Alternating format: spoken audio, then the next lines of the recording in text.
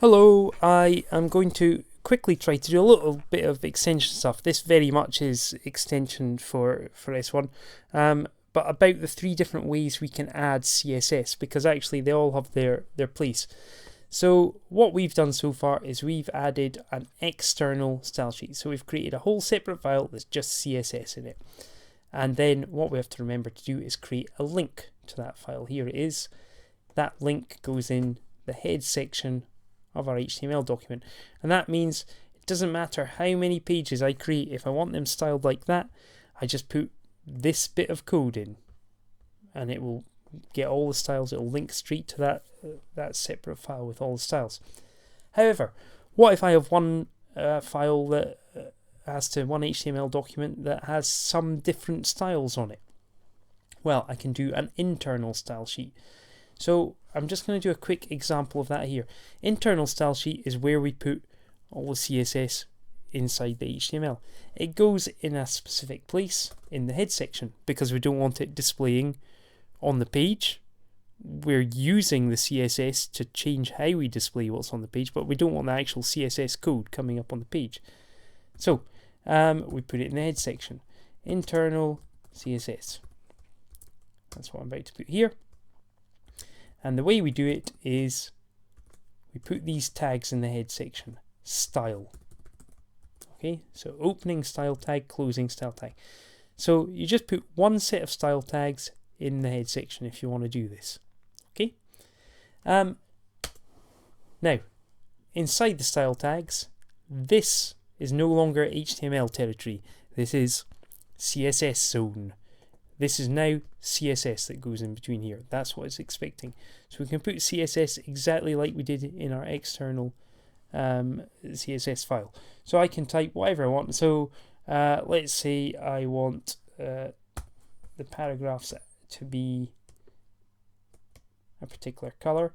Then I do my selector, P, so it's looking for P tags, my curly brackets, and then in there I put whatever I want. I want to put Navajo. Oh, I've forgotten what it was. Navajo white. Actually, I can remember the hex code just to be sure.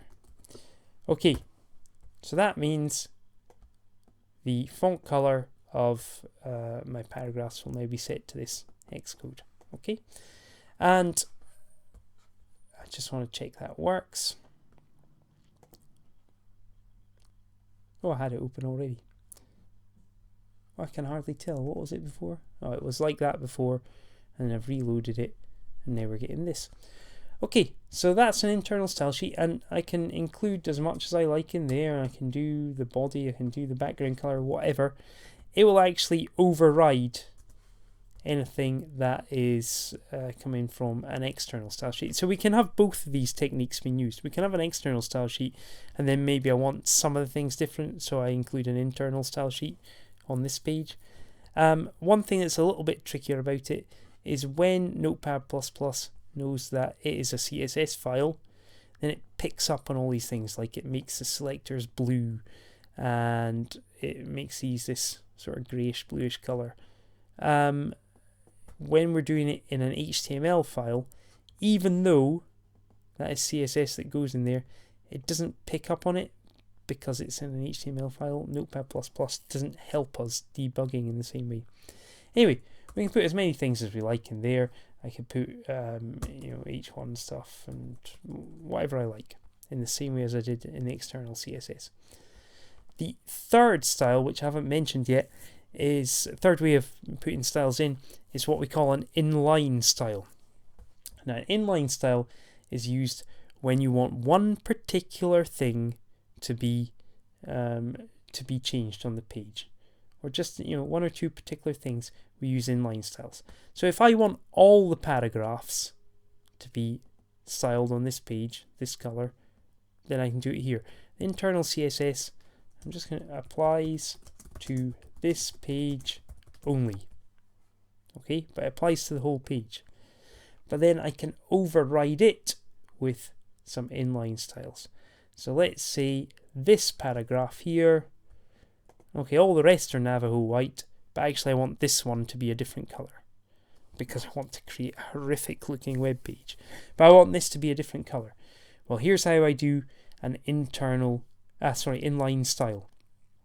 In the opening tag, so whether it's H1 or P or H2 or even IMG, in the opening tag, I take a space after the tag name, and then I type style equals. So this is actually just an attribute, just like we did attributes for image. We did the source attribute, height, width, alt, title. This is just an attribute. So in speech marks, remember that's Shift and 2 to get those, I can now list some CSS. Now it's very slightly different. I don't need to put the selector because it's already selected, it's this paragraph, and so I don't need the curly brackets either. So just to be clear, I'm not having to put the P or the curly brackets, but other than that, I now just type CSS right in between these speech marks. So I want this one a different color. Let's make it, it'd be nice if I could think of a color at all. Let's just go for black, because I know that'll work. Okay, and it'll look different enough. Save that. That will now apply that style only to this paragraph. Okay, style equals, let's go and refresh it. So I think it was this paragraph here. When I refresh it, that will change to black. So the Navajo white or whatever color I set this to, that applies to all the paragraphs, but then it gets overridden by that inline style for that paragraph. And I can add inline styles wherever I like, and I can add more than that. You know, I could set the background color for this paragraph to something else. Let's set it to green, as long as I remember my semicolon at the end of each thing that I've set. So attribute name, colon, what I want to set it to, semicolon. And then I do the next attribute name, colon, what I want to set it to, semicolon. Okay, again, as ever, as with all this, attention to detail. Be careful with it. Be really careful. Speech marks. Don't forget, this is still all just inside that opening tag, so we still then have to have the greater than symbol there. Okay, let me just check if this has worked. So it should now set the font color to black and the background color to green for this paragraph only. Let's just check. There we go.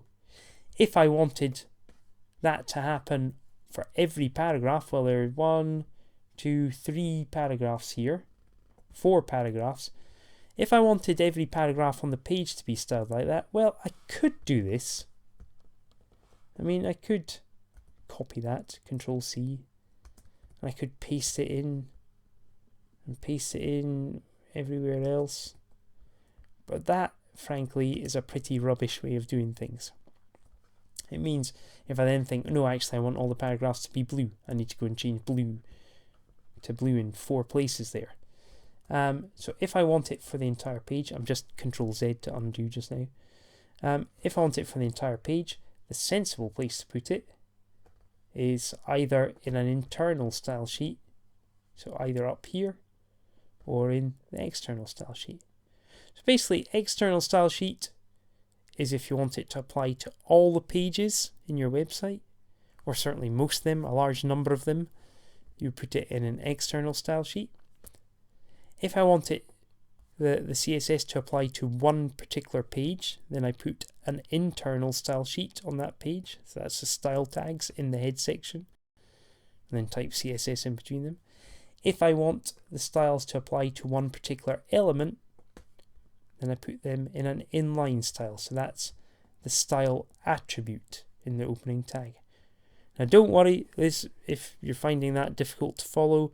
It's just here for those of you who are a bit more interested and want to learn a bit more about it. Okay, so feel free to play about with that. Have fun.